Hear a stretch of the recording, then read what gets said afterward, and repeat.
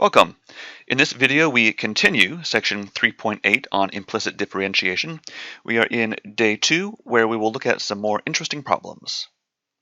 So let's recall some of the basics of implicit differentiation.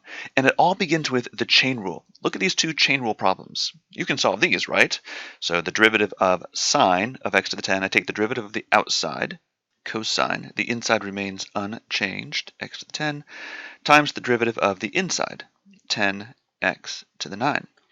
And how about the e function here? So the derivative of e to the x is e to the x. So I take the derivative of the outside, and the inside stays unchanged, 3x to the 4 plus x. But then I multiply times the derivative of the inside, 12x cubed plus 1. Now look at some implicit differentiation problems. Very similar. What is the derivative with respect to x of sine of y? Take the derivative of the outside, cosine, inside stays unchanged, times the derivative of the inside. Well, what is the derivative of y with respect to x? It is dy dx. That is literally the derivative of y with respect to x. And similarly for e to the y. I get e to the y times the derivative of that exponent. So dy dx. So really notice the similarity between the chain rule and implicit differentiation. Implicit differentiation really is just the chain rule. Some other examples. How about the derivative of y to the 6? So 6y to the 5th times dy dx. That extra factor of dy dx comes out. Next one, it's a product rule, and there are x's and y's both mixed in there. So we just follow the standard rule for the product rule. Take the derivative of the first, 3x squared, times the second, y to the 6. Now I didn't have to do anything special for the x part because it already is in my variable x. 3x squared y to the 6 plus the first one, x cubed, times the derivative of the second. And now I need to take the derivative with respect to x, so I need to use implicit differentiation. So 6y to the 5th dy dx. Moving down, this one some people find confusing because it looks like there are three factors, the 8, the x, and the y. But treat it as 8 times xy. And 8 is the constant multiple. So constant multiples just stay there, nothing happens to them, and then I can take the derivative of the rest. So let's take the derivative of xy. The derivative of the first, x, is just 1, so times the second, y, plus the first, x, times the derivative of the second, so the derivative of y. And what is the derivative of y with respect to x? It is simply dy dx. There we go. All right, some application. Consider the ellipse given by this equation, x squared plus xy plus 6y squared equals 18. There it is, graphed on the right. Does 3, 1 lie on this curve? And what is the equation of the line tangent to the curve through 3, 1? Okay, does it really lie on the curve? Well, I just need to plug x equals 3 and y equals 1 into the equation and see if the equation still remains true. When x is 3 and y is 1, x squared becomes 9. X times y is 3. 6y squared, that's 6 times 1 squared, that's 6. And if I add those together, I get 18. Oh, look at that, 18. Looks good. So the point 31, yes, really does lie on the curve. Next, what is the equation of the line tangent to the curve? All right, I need a slope. Let's figure out the slope of that line. So I need to differentiate both sides with respect to x. We get 2x plus, oh, I just did this on the previous slide, the derivative of xy. That's y plus x dy dx. So all of that is the derivative of xy plus 12y dy dx, and that equals 0. Oh, don't forget this. Yeah, the derivative of 18 is 0. A lot of times people forget to take the derivative of that constant there. Now at this point you could solve for dy dx, but don't, because we don't actually need the general formula for the slope dy dx. All I need is the slope at this one particular point. So this is a great time when I can just plug in first. Let's plug in x equals 3 and y equals 1. So I get 6 plus 1 plus 3 dy dx plus 12 dy dx equals 0. And now this is pretty straightforward to solve. The dy dx's become 15. I have 15 of those. 15 dy dx equals, and then I have 7, take that to the other side, negative 7. Solve for dy dx, and I get negative 7/15. So that appears to be the slope. And is that a reasonable slope? Check the picture. It is a shallow slope. It's negative. So I think that looks reasonable. Negative 7/15.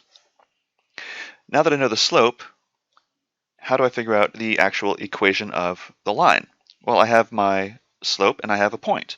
So let's use the point slope formula. Y minus y1 equals m, x minus x1.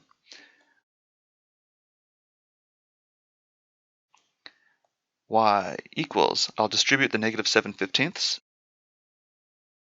and then I have this minus 1 on the left that I brought over to the right. 21/15, that reduces. I can divide the top and the bottom by 3, and I end up with 7/5. There we go, I'll just write 7/5. And then 7/5 plus 1 looks like 12/5. So I get y equals negative 7/15 x plus 12/5. And there's my answer. Here's a similar problem, but it's just asking for the slope of the curve through the point. It actually doesn't want the whole equation of the line. So all I need to do is differentiate both sides with respect to x, and then plug in the point and solve for dy dx. It's written a little bit strangely. I might rewrite this so that there's an actual square root in there. So the challenge is mostly just in the differentiating. What will it be? Let's take the derivative of the left side. Here's the situation where I just want to write 5 and then take the derivative of this product, x times the square root of y. All right, so the derivative of the first is 1 times the second, square root of y, plus the first, x, times the derivative of the second. And what's the derivative of square root of y? That's going to be 1 over twice the square root of y times dy dx. Now I add the 4y, so the derivative of that is 4 dy dx. And then on the right-hand side, when I take the derivative, I get 0. Definitely, at this point, do not solve for dy dx. The best, most easy way to go about this is to plug in the point right now. So let's do that. 5. So the y that they gave us is 4, so that just becomes 2 plus, how about 3 over 2 times 2 dy dx.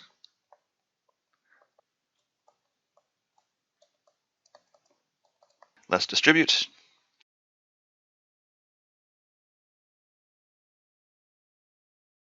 And so adding the 15/4 and the 16/4 gives me 31/4 dy dx equals, and I'll take the 10 to the other side, negative 10. And now I think I can do it. I can solve for dy dx. I get dy dx equals negative 40 over 31. It's not pretty, but there it is. That's the answer. The slope of whatever that curve is, the slope of that curve through the point 3, 4 is negative 40/31. One quick note. In many of these places, I'm writing something that's a little bit quick. After I plug in my point, 3, 4, I still have a bunch of dy dx's floating around, and eventually I solve for these. Officially, this really ought to be dy dx evaluated at 3, 4. So once I plug in the 3, 4, I should be writing it with the evaluation symbol, but it's just a lot to write. So we're a little bit loose, but that's okay. Horizontal tangent points. Let's suppose that we have this curve, an ellipse, x squared plus xy plus 4y squared equals 30, and I want to find the points on the ellipse that have horizontal tangents. Our strategy will be to find dy dx, that is, find the slope, and then solve dy dx equals 0. Where is the slope equal to 0? Just eyeballing it on the picture, it looks like there will be maybe a point up on the top there somewhere, has a horizontal tangent, somewhere on the bottom there. Let's find those points. Let's differentiate both sides with respect to x. 2x plus y plus x dy dx. This has come up a lot, right? Taking the derivative of xy plus 8y dy dx equals 0. And I really do need to solve for dy dx. There's nothing to plug in. So I find 2x plus y plus, I guess I can go ahead and factor out now, x plus 8y dy dx equals 0. And then divide both sides by the stuff in parentheses. Okay, I found the expression for the slope at any point on the curve. Now I just need to figure out where that slope is 0. So I've just cleared it and rewritten my derivative there. The derivative is negative 2x minus y all over x plus 8. Where is this 0? A fraction is 0 where its numerator is 0. So I need to solve negative 2x minus y equals 0. Oh, so in other words, y equals negative 2x. So that's not exactly a solution I was really hoping for. That doesn't exactly tell me the point where the derivative is 0, right? But take a look at the picture. If I graph that line, if I graph the line y equals negative 2x, it intersects the ellipse in a couple points. And it's exactly those points of intersection that will give me where the horizontal tangent occurs. Okay, so let's figure out those points of intersection. How do I do that? I substitute. I'm going to substitute y equals negative 2x into my original ellipse equation up there. All right, let's do it. X squared plus x times negative 2x plus 4 times negative 2x squared equals 30.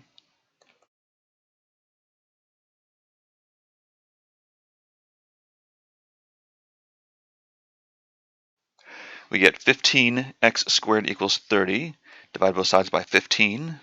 X squared equals 2. I'm getting closer. I like this. So x equals plus or minus the square root of 2.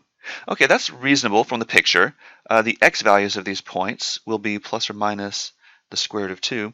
But then, what are the corresponding y values? Well, this is where I can go back to the fact that I solved for y, looking at the line. So if x equals, let's see, if x equals the square root of 2, then y will be negative twice that, negative twice the square root of 2. And if x equals negative the square root of 2, then y equals negative twice that, which is 2 square root of 2. And there we have it. Those are the 2 points. All right, we did some more work with implicit differentiation today. I hope you're feeling a little more comfortable with it and seeing some of the things that it can do. And this is a good place to stop our introduction to implicit differentiation.